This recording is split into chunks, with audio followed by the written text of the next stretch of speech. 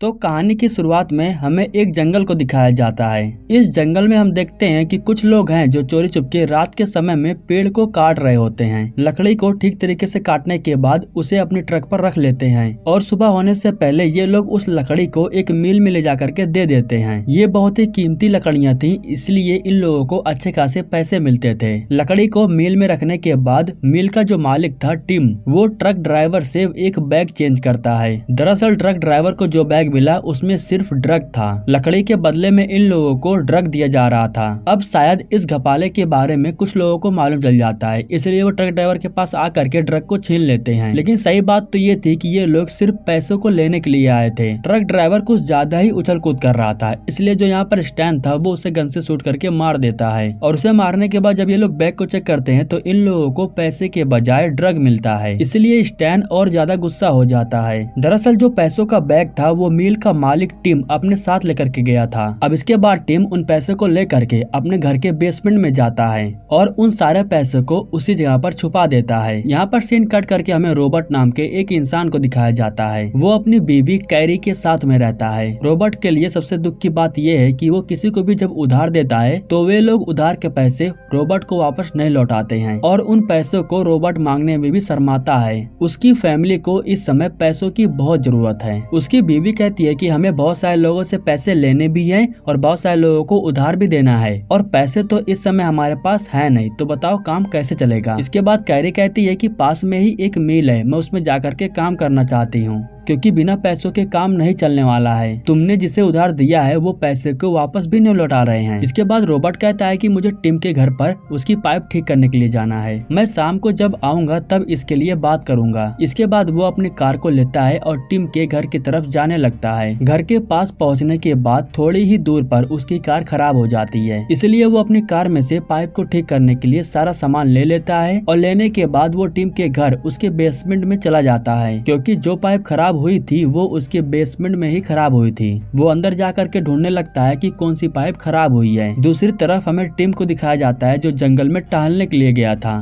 तभी यहाँ पर स्टैन अपने दोस्त के साथ आ जाता है और ये दोनों टिम को मार करके उसे उसके घर पर लेकर के जाते हैं और टिम को मारने के बाद उससे पूछते हैं कि आखिर तुमने उन पैसों को कहाँ पर रखा है, मुझे सिर्फ वो पैसे दे दो, मैं तुम्हें जिंदा छोड़ दूंगा। उसी समय मौका देख करके टिम स्टैन के ऊपर हमला करता है, लेकिन स्टैन उसकी आंख में एक पेन घुसा देता है। ऊपर जो कुछ भी हो रहा था उसकी आवाज नीचे रॉबर्ट को सुनाई दे रही थी और वो सोच रहा था कि आखिर ऊपर हो क्या रहा है। स्टैन टिम को गन से शूट कर देता है और उसका खून जा करके रॉबर्ट के ऊपर गिरता है, जिसके बाद उसे मालूम चल जाता है कि ऊपर जो कुछ भी हो रहा है मामला बहुत गंभीर है। यहाँ पर स्टैन को मालूम चल जाता है कि घर के नीचे एक बेसमेंट है। अब नीचे हमें रॉबर्ट को दिखाया जाता है जो पैसों के बैग तक पहुँच चुका था और इतने सारे पैसों को देख करके वो भी एकदम से हैरान हो जाता है। अब दूसरी तरफ हमें उस जंगल को दिखाया जाता है जहाँ पर लकड़ियों को काटा जा रहा था। इस जगह पर FBI की तरफ से हेलन जांच करने के लिए आई थी। शेरिफ का मानना था कि हमारा जो छोटा सा गांव है वो बहुत ही अच्छा है और यहाँ पर लकड़ियों की चोरी बिल्कुल भी नहीं हो रही है, लेकिन फिर भी हेलन को पूरा शक था, इसलिए वो जांच करना चाहती थी क्योंकि इन लोगों को यहाँ पर एक इंसान की लाश मिली हुई थी। अब इसके बाद स्टैन अपने दोस्त के साथ बेसमेंट की तरफ जाता है और जैसे ये लोग वहाँ पर पहुँचते हैं तो तभी रॉबर्ट बेसमेंट से बाहर आता है। ये लोग रॉबर्ट को देख लेते हैं और उसके ऊपर तीर कमान से हमला कर देते हैं। रॉबर्ट अपनी जान बचाते हुए दोबारा से बेसमेंट के अंदर जाने लगता है, लेकिन स्टैन का दोस्त डूली वो जा करके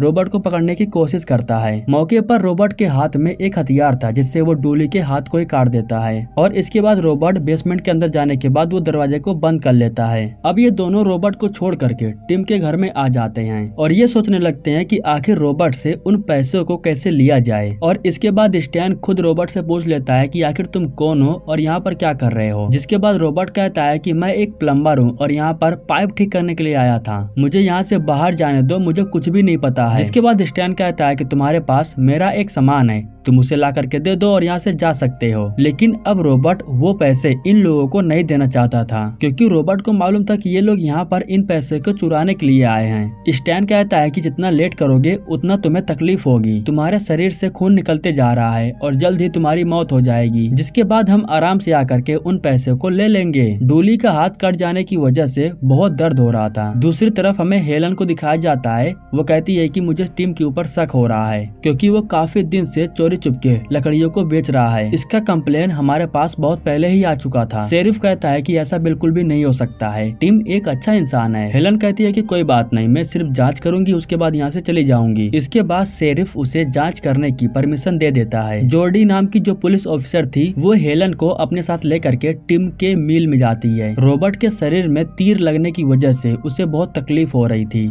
इसलिए वो आरी को उठाता है और उस तीर को काटने लगता है ताकि पीछे के साइड से वो तीर को खींच करके बाहर निकाल सके। तीर का आगे का हिस्सा काट लेने के बाद वो पीछे से तीर को अपने शरीर से बाहर निकाल लेता है, लेकिन अभी भी खून बह रहा था, इसलिए वो एक लोहे को गर्म करके उसे अपने जख्म के ऊपर लगा लेता है ताकि ज्यादा खून ना बहे। इधर हमें हेलन को दिखाया जाता है जो टिम के मिल में आकर के पहुंच चुकी थी और वो यहाँ के एक आदमी से पूछताछ कर रही थी। वो उस आदमी से पूछती है कि आखिर तुमने कुछ ऐसा कुछ देखा है जो यहाँ पर बहुत अजीब हो रहा हो, जो पहले कभी ना हुआ हो। लेकिन वो आदमी इन लोगों को कुछ बताता नहीं है, बल्कि वो यहाँ से चला जाता है। इसी मिल में कैरी भी काम कर रही थी और वो जॉर्डी को बहुत अच्छे से जानती है। कैरी बताती है कि वो यहाँ पर कुछ ही दिनों से काम कर रही है और यहाँ पर जो भी लेखा जोखा होता है वो खुद ही मेंटेन करती है। वो इन लोगों को ले जा करके पैसों की एंट्री दिखाती है और पैसे बिल्कुल ठीक ठाक, किसी प्रकार का कोई लोचा नहीं हुआ था। लेकिन जब हेलन कहती है कि मुझे इसका डाटा चाहिए तो कैरी गुस्सा हो जाती है। वो कहती है कि मुझे इसका परमिशन नहीं है, इसलिए मैं ऐसा नहीं कर सकती हूँ। इसके बाद ये लोग इसी मिल में एक जॉय नाम के लड़के के पास जाते हैं जो यहाँ के सामानों को सही समय पर अंदर बाहर ले जाने का काम करता था। लेकिन जब वो FBI को देखता है तो वो बहुत डर जाता है और वो उससे डर करके भागने लगता है। जिसके बाद हेलन उसे पकड़ने के लिए उसके पीछे पीछे भागती है और कुछ दूर भागने के बाद जॉर्डी सामने से आ करके जॉय को पकड़ लेती है। इधर हमें रॉबर्ट को दिखाया जाता है जो ड्रिलिंग मशीन को उठाता है। इसके बाद जब स्टैन उससे बात कर रहा था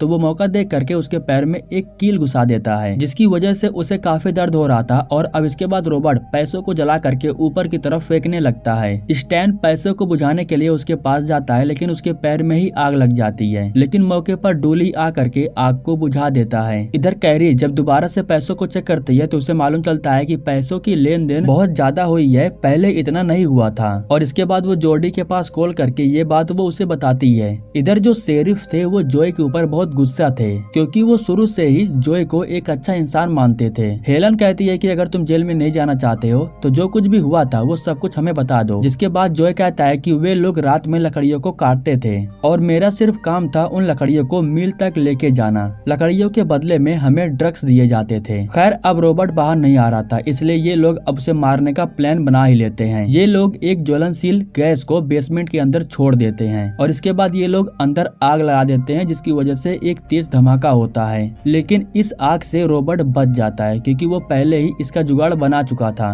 रॉबर्ट देखता है कि वो और उसके पैसे दोनों ही सलामत थे। अब जब ये तरकीब काम नहीं करता है तो स्टैन डूली को अंदर जाने के लिए कहता है। वो उससे कहता है कि तुम अंदर जा करके उसे मार सकते हो और पैसे को लेकर के बाहर आ सकते हो। लेकिन अंदर जाने के बाद गलत सीन हो जाता है क्योंकि डूली पहले से ही डरा हुआ था और उसे जख्म भी लगा हुआ था। रॉबर्ट पीछे से आ करके उसके ऊपर हमला कर देता है और उसे इतना ही मारता है जितना वो बेहोश हो सके, क्योंकि वो किसी को जान से नहीं मारना चाहता था, बस वो यहाँ से बाहर निकलना चाहता था। इसके बाद रॉबर्ट जा करके अपने सामानों को लेकर के उससे एक छोटा सा हथियार बनाने लगता है ताकि वो स्टैन का मुकाबला कर सके। अब इसके बाद हमें दिखाया जाता है कि कुछ समय के बाद जॉर्डी कैरी को लेकर के टिम के घर पर आती है और यहाँ पर आने के बाद उसकी मुलाकात स्टैन से होती है। स्टैन कहता है कि वो अंदर फंसा हुआ है और पैसों को लेकर के बाहर नहीं आ रहा है। जिसके बाद जॉर्डी कहती है कि तुम लोग एक छोटा सा काम भी नहीं कर सकते हो। कैरी को मालूम चल जाता है कि जॉर्डी भी उन लोगों के साथ मिली हुई है। वो फौरन शेरिफ को यह बात बता देती है और उसे टिम के घर आने के लिए कहती है। इसके बाद जॉर्डी जा करके कैरी को बाहर लेकर के आती है और वो उसे ला करके स्टैन के हवाले कर देती है। यहाँ पर अब रॉबर्ट से कहा जाता है कि अगर तुम पैसों को लेकर के बाहर नहीं आओगे तो तुम्हारी बीवी फालतू में ही मारी जाएगी। यह कहने के बाद स्टैन जॉर्डी को जान से मार देता है क्योंकि वो अकेले ही उन सारे पैसे को लेना चाहता था। अब इसके बाद स्टैन कैरी को टॉर्चर करने लगता है और रॉबर्ट से पैसे को लेकर के बाहर आने के लिए कहता है। और इसके बाद रॉबर्ट अपनी बीवी को बचाने के लिए पैसों को लेकर के बाहर आ जाता है और इसके बाद रॉबर्ट पैसों का बैग स्टैन की तरफ फेंक देता है और उसी समय स्टैन को एक गोली लगती है। दरअसल यहाँ पर शेरिफ हेलन के साथ आ चुका था और उसी ने ही गन को चलाया। इस तरीके से इन दोनों की जान बच जाती है और डूली भी बिल्कुल ठीक ठाक था। इसके बाद रॉबर्ट कैरी को लेकर के वापस अपने घर पर आ जाता है और नॉर्मल जिंदगी जीने लगता है। इसके बाद जब वो बाहर की तरफ जाता है तो उसके लिए एक सामान रखा गया था। दरअसल ये सामान शेरिफ ने रखा था रॉबर्ट के लिए। उस सामान के ऊपर लिखा हुआ था कि ये अच्छे कर्मों का फल है। इसके बाद जब वो उस सामान को देखता है तो उसे देखने के बाद वो काफी हैरान हो जाता है। वो अपनी बीवी को बुलाता है और उसे वो सामान दिखाता है। दरअसल उसके अंदर ढेर सारे पैसे थे जिससे इनकी प्रॉब्लम सोल्व हो जाने वाली थी। ये दोनों ही काफी खुश होते हैं और इसी के साथ ये कहानी यहीं पर समाप्त हो जाती है। दोस्तों, हमारे YouTube चैनल के साथ जुड़े रहने के लिए आप लोगों को दिल से शुक्रिया।